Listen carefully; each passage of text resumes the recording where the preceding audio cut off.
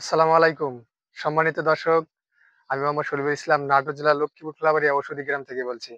সম্মানিত দর্শক, আজকে আপনাদের সামনে একটি গুরুত্বপূর্ণ ভেষজ উদ্ভিদের কথা বলবো। আমরা এই ঔষধি উদ্ভিদকে আঞ্চলিক ভাষায় কেউমূল বা কিয়ামূল, আমরা মূলত এটাকে কিয়ামূল নামে চিনি। তবে এর প্রমিত নাম হলো কেউমূল। ইংরেজিতে একে ক্রেপ জিঞ্জার বা হোয়াইট জিঞ্জার নামে এই গাছের পরিচিত রয়েছে। সম্মানিত দর্শক, আমাদের এই প্রকৃতিতে অসংখ্য উদ্ভিদ রয়েছে। এর ভিতরে অনেকগুলো ভেষজ উদ্ভিদ বা ভেষজ চিকিৎসায় যে ঔষধি উদ্ভিদগুলো ব্যবহার করা হয়, তার মধ্যে থেকে একটি অন্যতম ঔষধি উদ্ভিদ হলো এই কেউমূল। তো এই কেউমূল গাছে এই গাছের একটি রাসায়নিক গুণাগুণ রয়েছে প্রিয় দর্শক। এই গাছের যে মূল আছে, এই মূলের যে নির্যাস সেখানে ডায়াজোনিন নামক একটি রাসায়নিক উপাদান রয়েছে, যেটি হরমোন প্রতিস্থাপন সহ আয়ুর্বেদিক চিকিৎসায় এই উপাদানটি ব্যবহৃত হয়।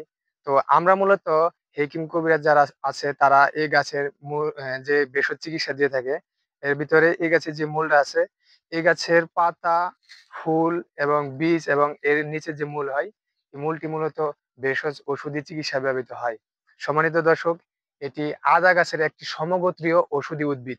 তো এর নিচে অনেকটা এর মূল যেটা আছে, এর মূলটা ঠিক এই গাছের নিচে মূল হয়। এর মূলটা অনেকটা দেখতে আদার মতো। যার কারণে এটা আদার সমগোত্রীয় একটি ঔষধি উদ্ভিদ। এই গাছের মূলের রস বিশেষ করে ইউনানি এবং আয়ুর্বেদিক চিকিৎসায় ব্যবহৃত হয়।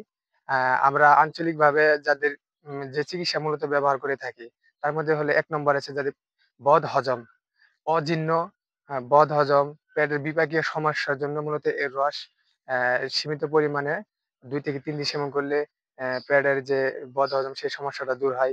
এছাড়াও এই গাছের অসংখ্য ঔষধি গুণাগুণ রয়েছে। যাদের ভিতরে কৃমি আছে, কৃমি হয় আমাদের কিন্তু অনেকেরই কৃমি হয় পেটে।